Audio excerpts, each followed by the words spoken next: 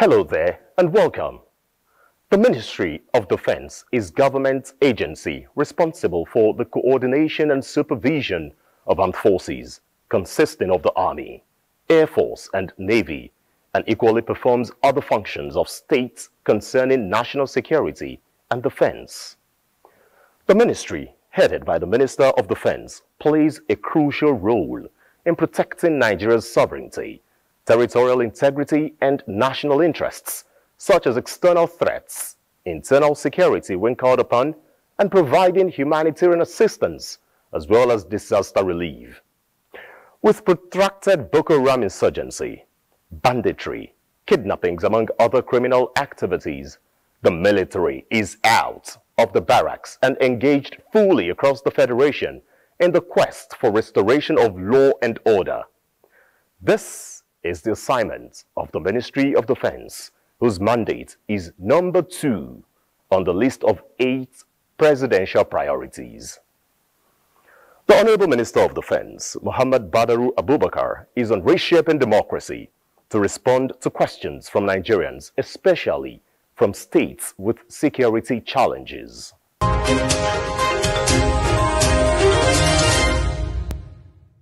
Honorable Minister, sir, Borno State has been ravaged by the Boko Haram insurgency for the last 15 years.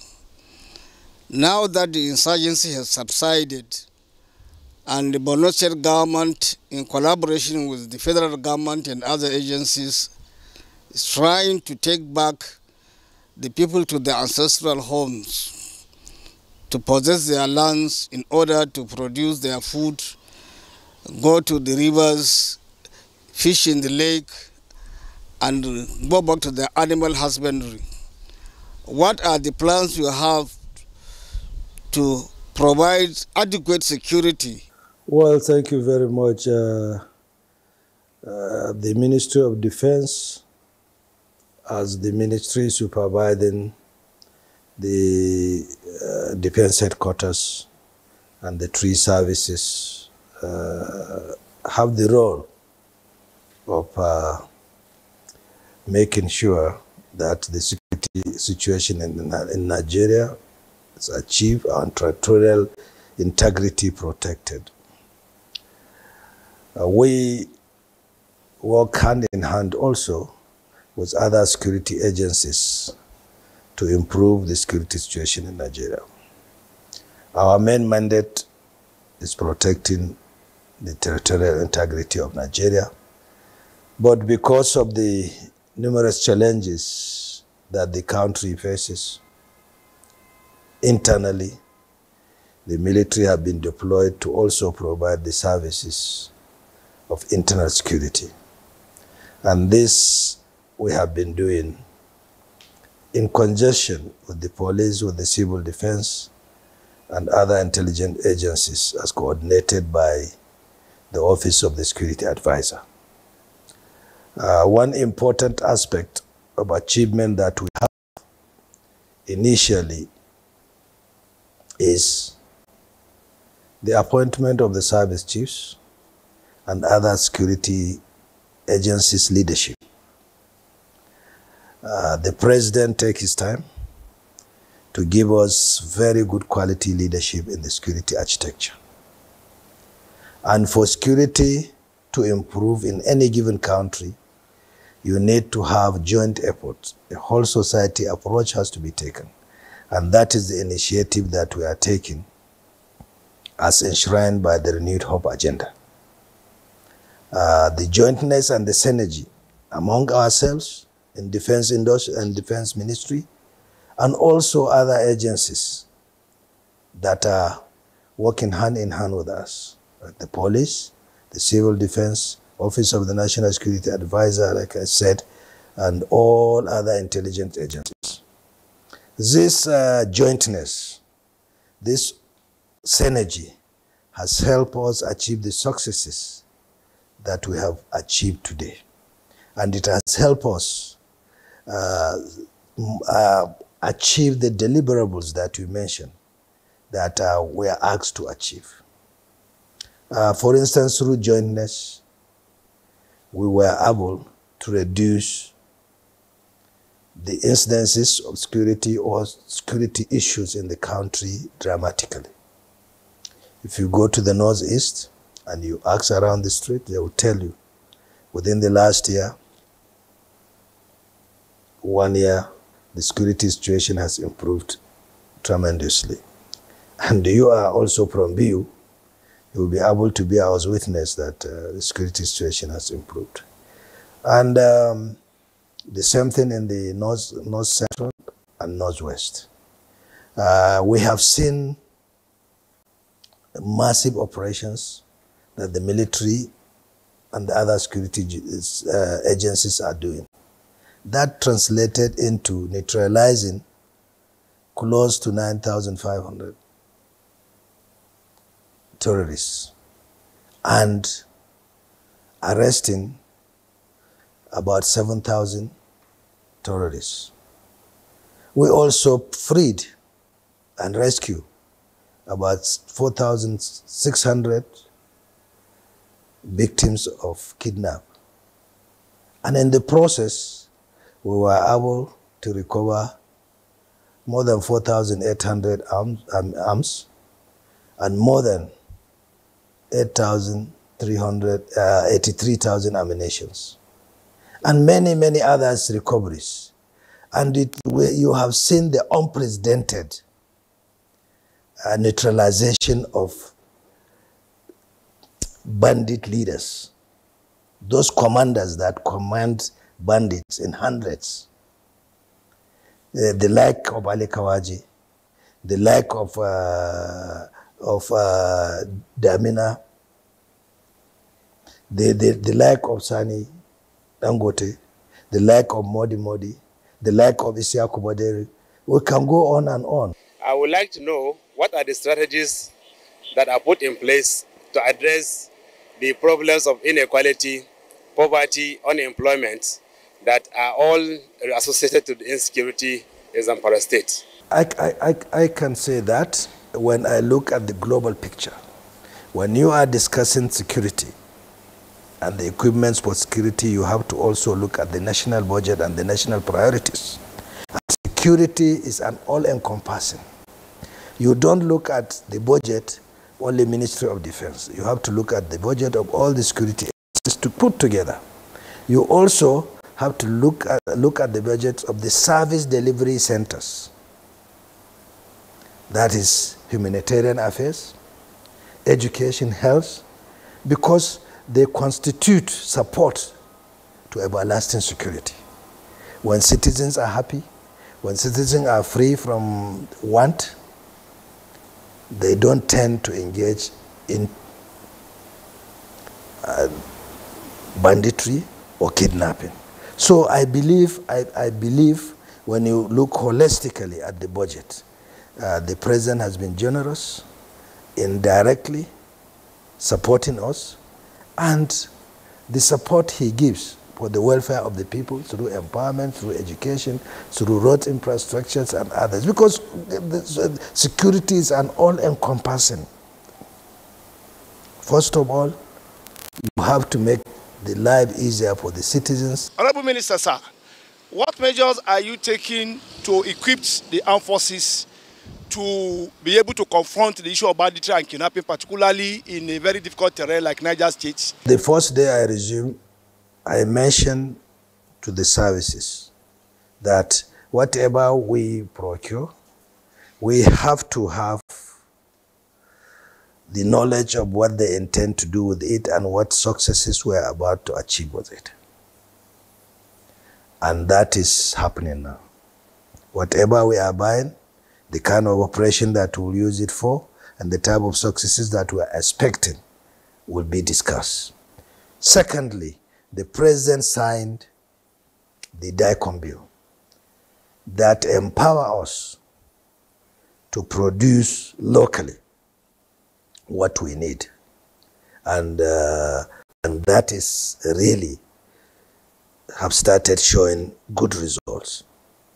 As about 50 companies, private companies, have indicated interest in defense equipment production. About 13 already have started working, And some of the factories have started running, and some will soon be commissioned out of the 13. And these remaining 37 are in different paces to start production of our own equipments. Once we can produce our equipments locally, I believe we will reduce whatever wastages that is there in international procurement. Junction, I have to thank Mr. President Bola Ahmed Tinubu for his magnanimity. If you will recall, there was even noise last year when the supplementary budget was done, and a lot of money was appropriated for defense, procurement, and welfare. And that has helped us to buy more equipments, modernize and remodel the ones that we're having. And it's still on process. And additionally, the 2024 budget also has supported the armed forces to really modernize and equip themselves. And that is why we are facing the challenge upfront. And also the budget has helped to look into the welfare of the servicemen in terms of training, accommodation. We are already equipping them adequately. So that gives them the morale to work harder. It's a morale booster, and they are at the high level of morale, and we will continue to keep them the high level of morale. Can you tell us, Nigerians, what strategy, what efforts are you putting in place to ensure that your engagement in countering terrorism and banditry in the country is building trust among the locals in the country? We had meeting with the governors, we have meeting with the clergies, we have meeting with traditional rulers, and we have meeting with civil society organizations. And do you know our formations in all where they are, they engage in community engagement and community service. So we have that project, and together we enlighten people, we enlighten the communities to take ownership. And together, we have to work together to achieve the maximum security that we deserve. Honorable Minister, my concern is about this perception of abuse of human rights of Nigerians by security personnel. As a background, you will appreciate the fact that our constitution starts by saying, we, the people of the Federal Republic of Nigeria, we are the entire essence of governance, of administration. Indeed, even your ministry is created for our sake, for our well-being, and for the upholding of our rights and privileges. So how do we intend to check the allegations of abuse of our fundamental rights, abuse of our liberties by security personnel? The court-martial that is ongoing now, and if there are issues of violation, the present leadership of the armed forces of Nigeria will not leave one stone unturned. I believe you have heard it many times from the Chief of Defense Staff. And whatever human rights valuation that comes into force, we always take it serious and work on it and make sure that we court-martial whoever officer is involved. My Honorable Minister of Defense, with due respect, sir, which effort are you making in order to increase the number of security personnel, especially the armed forces, in order to tackle the security challenges we are facing nationwide, especially the spread of banditry in the Northwest? As you have seen last year, we have improved our recruitment, and we are recruiting, and we will continue to recruit steadily, so that no country can fill in this situation, can fill in that gap.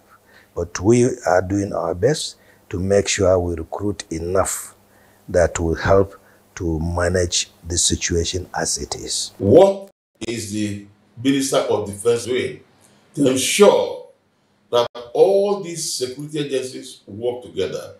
What is he doing to ensure that they all compare and exchange security informations And also, what do they do to ensure that these things are implemented? Whole society approach, the community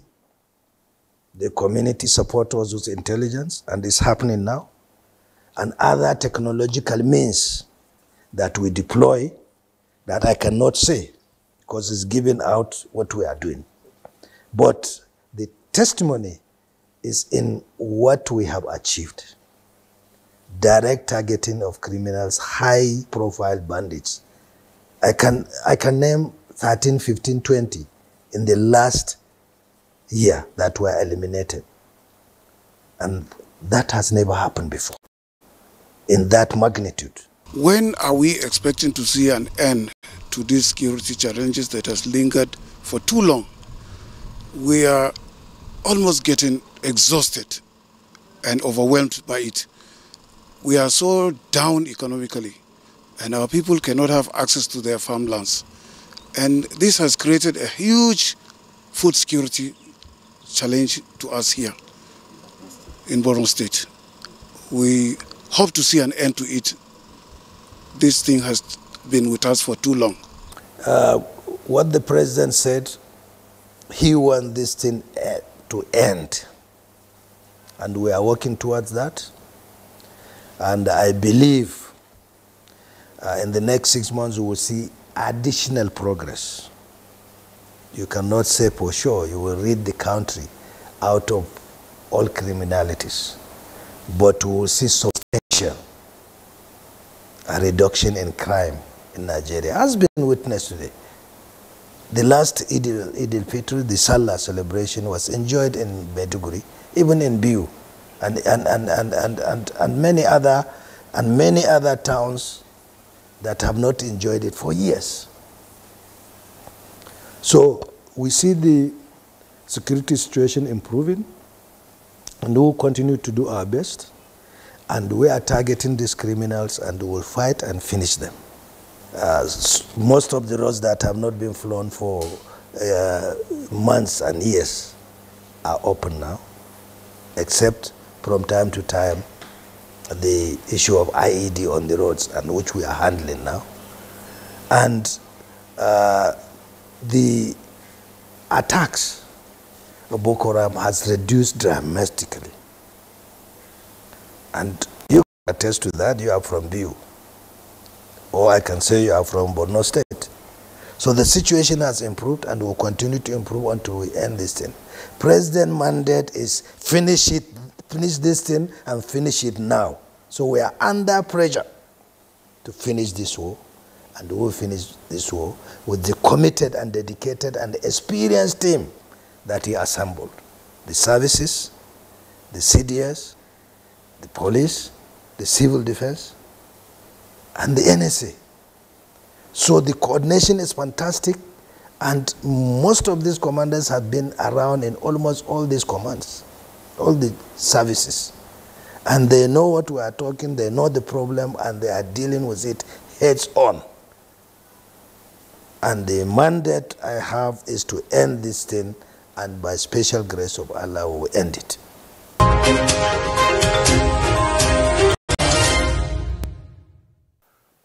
The state of nature, as described by Hobbes and Locke, saw the rise of states as an outcome of social contracts to recognize a sovereign power that could safeguard them from security threats. This is happening in Nigeria, as the portion of states dedicated to this job is being strengthened to ensure peace and protection from any internal or external aggression.